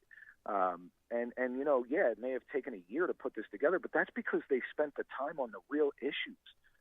One of the issues that we weighed in on as a union was the direct tie to immigration and labor standards, and making sure that the Department of Homeland Security is working with the DOL to give whistleblower protection to immigrant workers that are willing to speak out against their employer. That's been acted on because of that task force. That is monumental change. Monumental change. The Department of Homeland Security treated workers like they were the problem and not the employers that hired them. No. It's been a complete shift by this president and by this administration. That's like one extremely tangible thing that they've done beyond just giving a voice to workers that work for the federal government, how the different agencies can help lift up a worker-driven movement again in this country. It's exciting stuff. No, I'm right there. But walk me through why you think that's important, so people understand, in tangible terms, what exactly that means to give whistleblower protections to folks who are working on these jobs. Yeah, it's critical because the employers use immigration status to keep workers from organizing and keep workers from speaking up. I mean, I can give you horror stories of workers that have literally had their wages stolen for weeks and were afraid to speak up because their employers, they threaten them with things like immigration status and deportation. And, it's the employer who's breaking the law in that instant. It's not the worker. Yep. And for years, the workers have not been able to have a voice. And under, Secretary Walsh working with the Department of Homeland Security, changing that paradigm is going to give a voice to millions of workers to be able to speak out against their bad employers. Yeah, and I also always point out the fact that, near where I live here in central Pennsylvania, like a number of years back, there was a road crew building a warehouse for a company, and I'm not going to get into who. But as soon as those workers started saying, hey, we want better wages, we might want to think about joining a union, in came immigration. And it was almost like the employer was using immigration as their enforcement and union busting task force. And it was. So this is a sea change, I do believe. Yeah, it is. And it's just one of many things. Like my little union even, went as far as taking an effort at trying to put certification into, whenever a bridge gets repainted, making sure that worker certifications and employer certifications are used by the Department of Transportation. We never thought in a million years that the White House would take that serious. They take it serious and they put it in the report, and they're putting it into action. It's just refreshing to have a voice being heard finally. Right. Now the question. Now I've read the 45-page report, 70 proposals, lots of stuff are into the weeds for most people. But I come back to what you just said. They're actually moving forward on it. It's one thing to put it down in a report on paper, say, hey, we did it. It's another thing to get the full force of the agencies responsible to actually get up out of the chair and get out in the streets and make sure this stuff's enforced.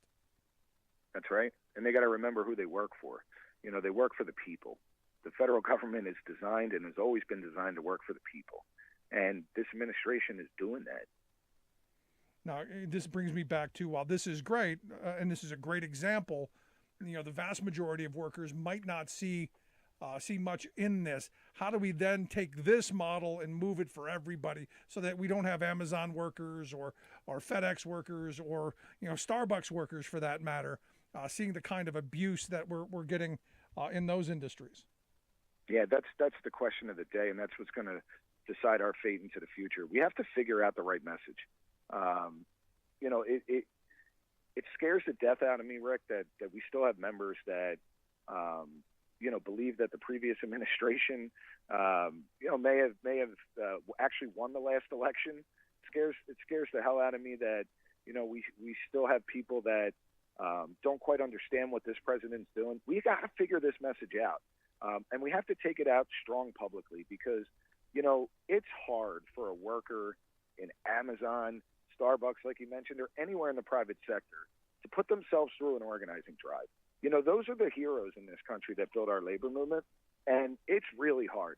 But if there is anything that we can do, it has to be to provide that type of education to the workforce on who really has their back in this country. It's the American labor movement that does.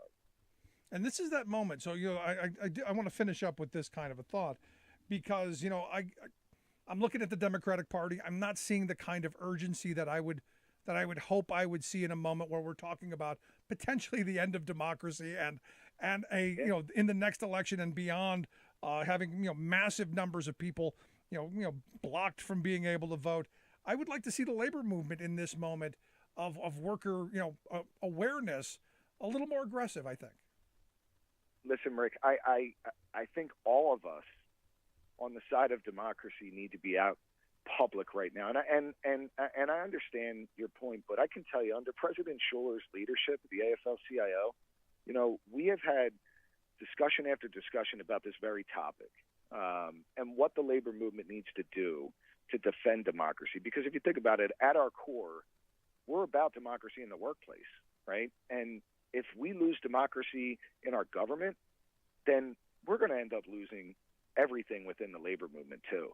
We have to get the message out that we're under attack, that democracy is under attack, and really it's time to wake up. Yeah. On that end, it's time to wake up. Do you find, in talking to your members, as I do with talking to some of my members, that they don't think it can happen to them? That the bad stuff happens to other people. Our union has done such a great job of getting us, superior wages and the best healthcare benefits possible and a retirement security plan that they don't think, hey, I'm okay. I don't care what happens to anybody else. Do you think that's kind of a mindset? I do. I think there's some truth to that, Rick.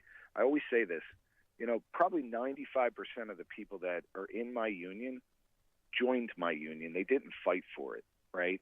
The workplace was already organized by, my forefathers, your forefathers, and our membership joined a great movement, but they didn't have to fight for it. We gotta learn how to put the fighting spirit back in our membership, because we're really generations away from those that fought and formed our unions. We got to bring that back to them. Yeah. No, I'm right there with you. But Jimmy, I appreciate the time, the thoughts. Always great talk with you. Hope you'll come back and talk to us again real soon. Thanks, Rick. Keep up the good work. I appreciate it. Our good friend Jimmy Williams, Jr., General President of the International Union of Painters and Allied Trades, IUPAT.org, their website. You want to take a look at the website and the work that they do. I didn't have time to get into the incredible apprenticeship programs that they do. If you're looking for a job, make sure you look to the union apprenticeship programs. Because look, under the Biden administration right now, with this Build Back Better plan, as this gets moving, there are going to be a lot of jobs. And he's going to need a lot more members and a lot more people with a brush and all of the things that they do. And these are good jobs. So by all means, take a look at that. And next time, I'm sure next time we'll get Jimmy to talk about his incredible apprenticeship programs. Love to hear your thoughts. You can email me, rick@thericksmithshow.com. Going to take a quick break. When we come back, going to talk a little bit about one of my most angering topics, and that is these forced arbitration clauses that seem to be in everything. Quick break. Right back. Stick around.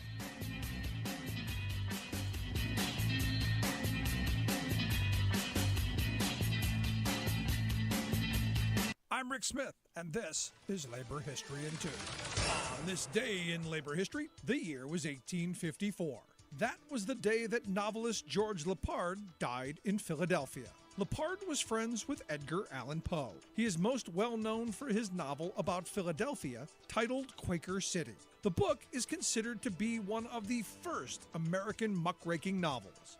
Muckrakers write to uncover misconduct or muck in public life. The book cast the city elites in an unflattering light and explored the crooked underbelly of the city.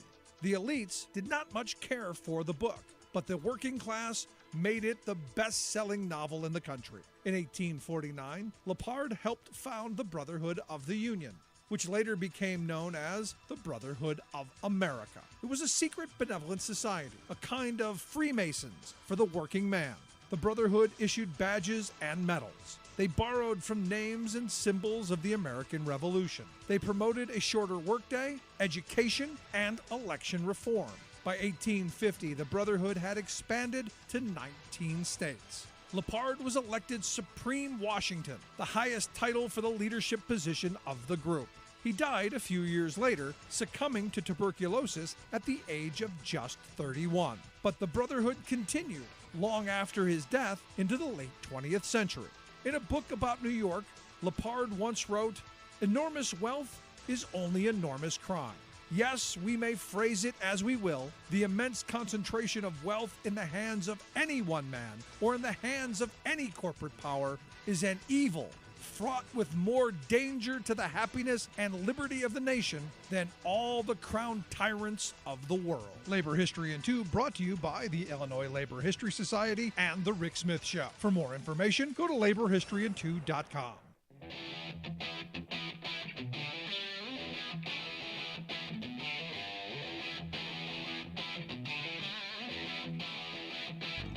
Welcome back to the Rick Smith Show. Now, here is Rick Smith. So I got to tell you, I despise Jim Jordan for a bunch of reasons, but most recently, Jim Jordan got up and spoke against a bipartisan bill that would end forced arbitration for sexual assault and harassment. And again, think about Jim. Not the Jim with a J, the Jim with a G. Think about where he came from, and is it surprising? Not to me at all. But here again, this is one of those issues that I've been talking about for years, that's been infuriating for years. And the Supreme Court did this to us. And I'm finally glad that there's a movement beginning to say, hey, we've got to end this. We've got to stop this. We've got to give people their rights back. And here to share some thoughts on, how we begin to do that and why this issue is so important, I've asked Sid Shapiro to come talk with us. Sid is the vice president of the Center for Progressive Reform. He's also the Frank U. Fletcher Chair in Law at Wake Forest University. Sid, thanks for taking time for us. Oh, thank you. This is an important issue. I'm glad you're taking it up, and I'll help in any way I can. No, this is workers, this is consumers, this is Americans getting screwed at the hands of the moneyed interest, and most people have no idea what it is until it's too late. And this is why I think it's important. So real quick, so folks get the idea, what is a forced arbitration clause, and what kind of contracts do we find them in? Sure. Well, every contract, basically. In a fair and just country, corporations would be accountable for illegal and irresponsible behavior. And we have a civil justice system for that. We have courts, and that gives everyone, the little person, the big person, the same opportunity to go in and hold a corporation accountable. So what the companies have done, aided by the Supreme Court, as you said, is they have now put in about every employment contract, every consumer contract, that you can't go to court. If you have a dispute with them, you have to use a private dispute system that they run. Exactly. That's the key. That's beholden to them because, if they don't side with them, they don't get called back again. That's how a lot of this mediation and arbitration stuff works out. And I'll tell you, the first time I heard about it was there was a case before the Supreme Court. I think it was called Concepcion or something like this. And it was over exactly the AT&T clauses where they told us, hey, this is free until, it really wasn't.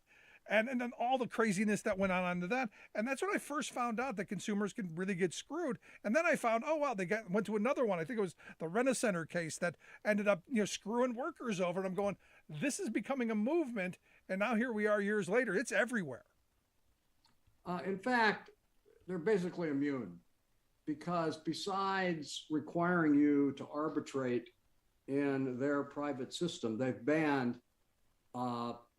citizens getting together so they can sue in a class action. Right. So if you're hurt a little bit, it costs you $15, it costs me $15, it costs everybody who has a contract with AT&T or someone $15. Nobody's going to sue. Yep.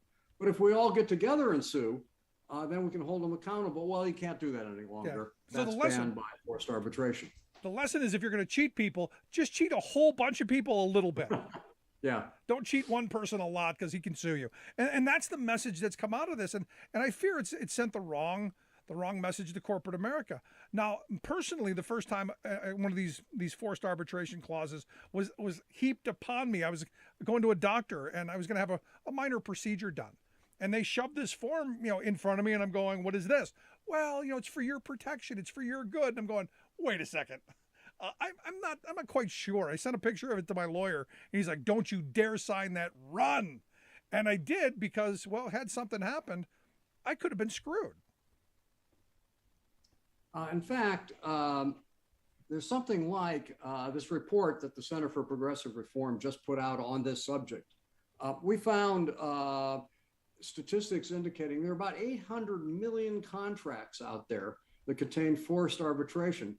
There's only 300 million people in the population at large. Wow. So every contract that you might sign, it's predicted that 80% of non-union contracts, employment contracts, will have forced arbitration very soon, which is a really good reason to be in a union. No, and I was going to get to this because I think that's one of the most important parts.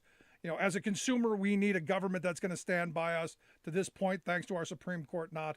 And in the workplace, we need our unions to stand by us because, as a union member, I know I'm not subject to this. But I'll give you an example. My aunt called me and said, hey, I've worked for this company 25 years. They have put this piece of paper in front of me and said, sign the piece of paper or there's the door. And 25 years, she either had that choice, sign on and lose her rights, or she had to have to leave the job. I mean, obviously, she signed it because she didn't have any other choice, but that's what the place workers are in this country. Yeah, well, I mean, that's inevitable, right? So the original idea of arbitration, probably the idea Congress had when they passed this act, the Arbitration Act that the Supreme Court has now distorted, was that two people could get together, probably two companies, and they could decide, well, we could have this other system which might work better for us. But each one of them was free to decide. It wasn't imposed on either one. But as a practical matter now, because it's in every contract, you can't buy a cell phone without that. You can't go into a nursing home without having to sign that. You can't go to a doctor's office, as you found out, probably without having to sign an agreement that if there's negligence on the part of the doctor, you don't get to sue, you'll have to arbitrate. Yeah. Now, obviously, like just about everything else, as you said, this was probably set up between companies where they thought people would have equal resources. And clearly, when you look at these things, people with more resources seem to have more rights in this country, and people without resources seem to be taken advantage at a much higher rate. And this is probably no different, is it?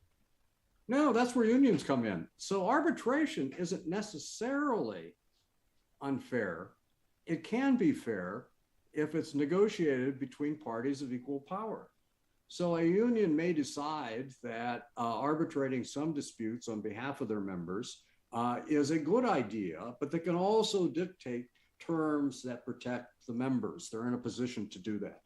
If I'm an individual in the workplace, I simply have no bargaining power to do that whatsoever. Yeah, but we're told that we're individuals. We're super individuals. Hooray for me and the heck with everybody else. Isn't that what we're told? It is. I mean, there's sort of this myth, I think, that corporate America has gotten away with for a while, but our report, I think, absolutely explodes it. That this is better for consumers. It costs less, it's more efficient, it's quicker. And what they don't mention is that the arbitrators don't follow any of the procedures, basically, or at least they don't have to, that are used in the court system. Judges are neutral. They have no financial interest in the outcome. Arbitrators learn if I decide against a company, I may well not get my next gig. Judges have to publish an opinion justifying what they did. Arbitrators don't have to do that. Judges have to be consistent. You have to justify the next case in light of the last one. And you have to do that again. You are subject to judicial review. Arbitration decisions, by and large, except in very narrow circumstances, are not subject to judicial review. All of that works, obviously, in favor of the company, And it turns out very few people arbitrate, and most arbitration decisions go against individuals. Yeah. No, and there's been a couple of studies on this that show that, you know, the companies win these things overwhelmingly because a lot of it is what you said.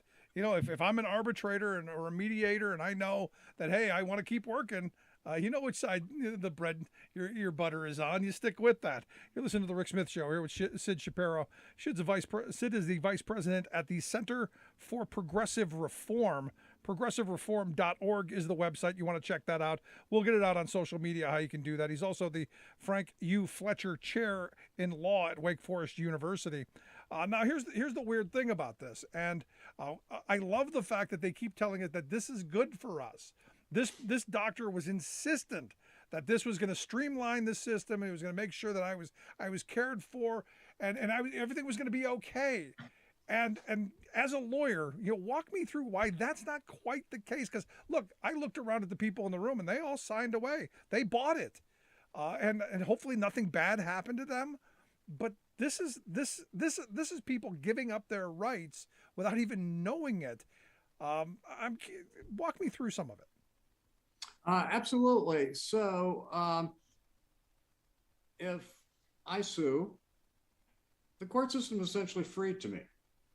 And the people that hopefully I can sue with, if we all have little claims. You have to pay small fees, but it's basically nothing. In arbitration, depending on what the company specifies, you'll at least have to pay for half the arbitration, maybe more, which can run into thousands of dollars, which most people don't have. In fact, that's a key point in our report, that basically everyone is disadvantaged by this other system. But the people it disadvantages most are the people who are marginalized. If you're low income, you don't have the money to go through this system. It works against you, and you can least afford losing when the corporation has stolen your pay and has committed pay violations.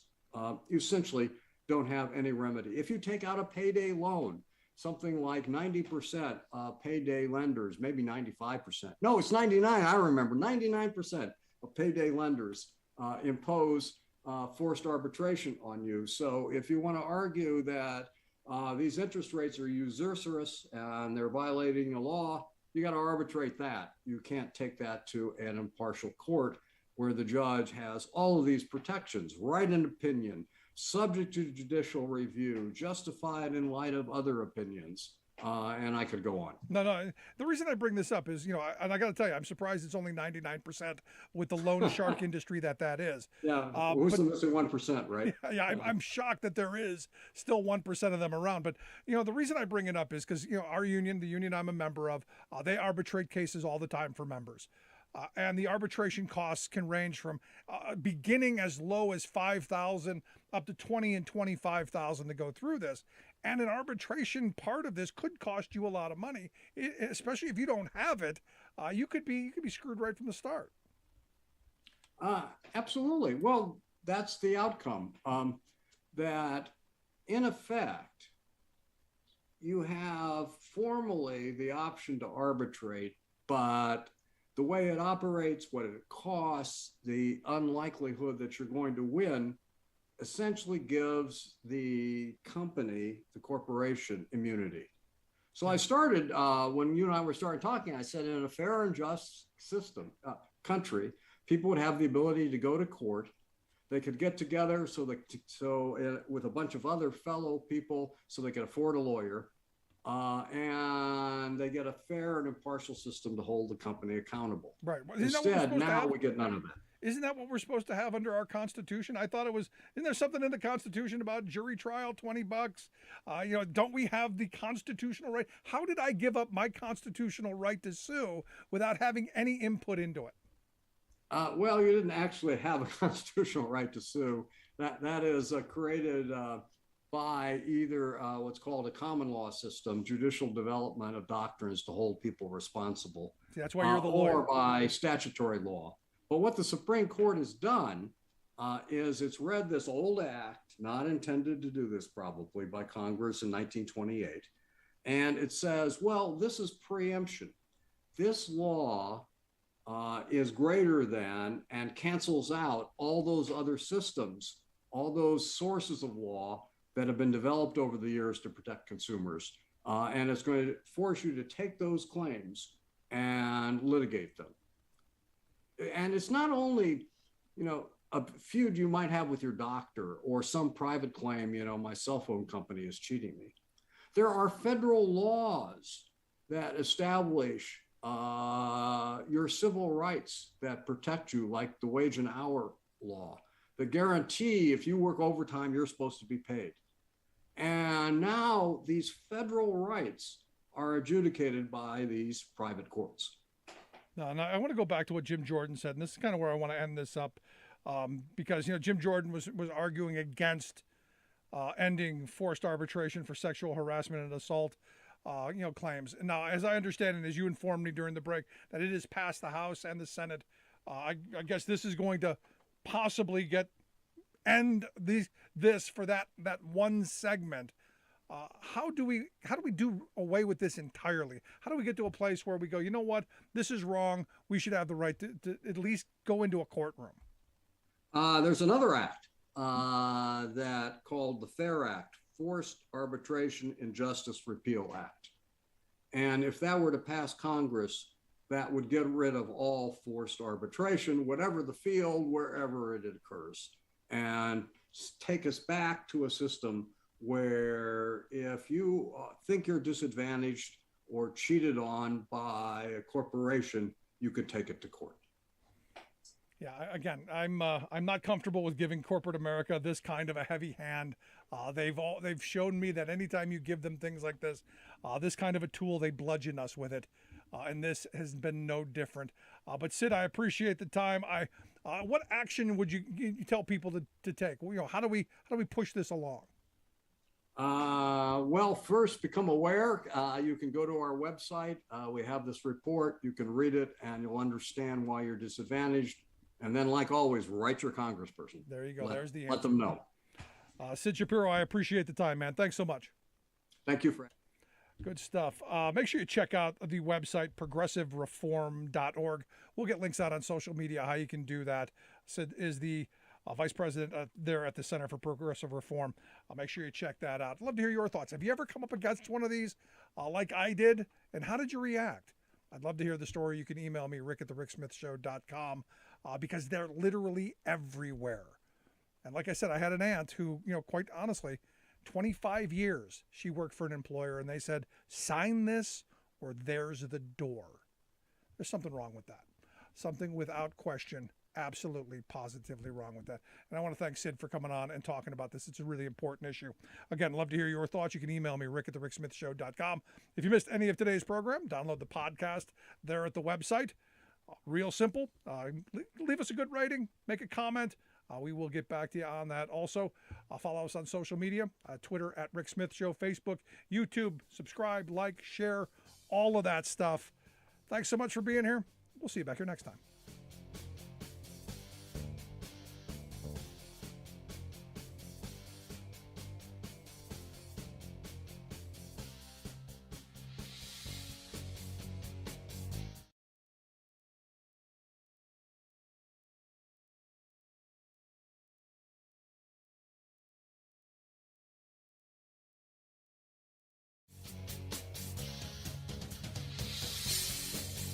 You've been listening to The Rick Smith Show.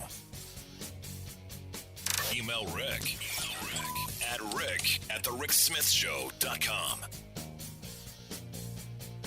Until next time, this has been The Rick Smith Show, where working people come to talk. Suddenly, social distancing is our new national etiquette, abruptly supplanting handshakes, hugs, gatherings, and other forms of ingrained communal behavior by us humans. Awkward, disconcerting, isolating. Yet, as we frantically scramble to deter the health and economic ravages of COVID-19, we might benefit by pondering a self-inflicted cause of the contagion's disastrous spread: social distancing. For some 40 years, American corporations and governments have imposed economic, political, and social policies to distance the financial fortunes of the wealthy few from the well-being of the workaday majority. Consider the interrelationship of multimillionaires with the unseen kitchen staff of restaurants where they dine. To further enrich themselves, such multimillionaires have forced low-wage policies on food preparers, denied health coverage for them, and lobbied to kill proposals to provide paid sick leave. So, a kitchen worker coughs because he or she is infected with coronavirus, but doesn't know it since the worker has no health care coverage for testing. Even though running a fever, the staffer must come to work or lose the job. A few days later, a multimillionaire sneezes because, well, COVID-19 doesn't distinguish between rich and poor. The very proposals that plutocrats have been blocking for years, like living wages, Medicare for all, home health care, and others, are exactly what a sane government would adopt to avoid the consequences of inequality that now confronts every American. This is Jim Hightower saying the actual disease that's forcing social distancing on our country is the widening separation of rich elites from the rest of us. And the cure is a national push for renewed social cohesiveness. The catastrophic spread of COVID-19 reveals a truth we too often deny. We are a species of completely interdependent beings. What do the corporate powers from Wall Street to Walmart have in common? They hate the Hightower Lowdown. You can see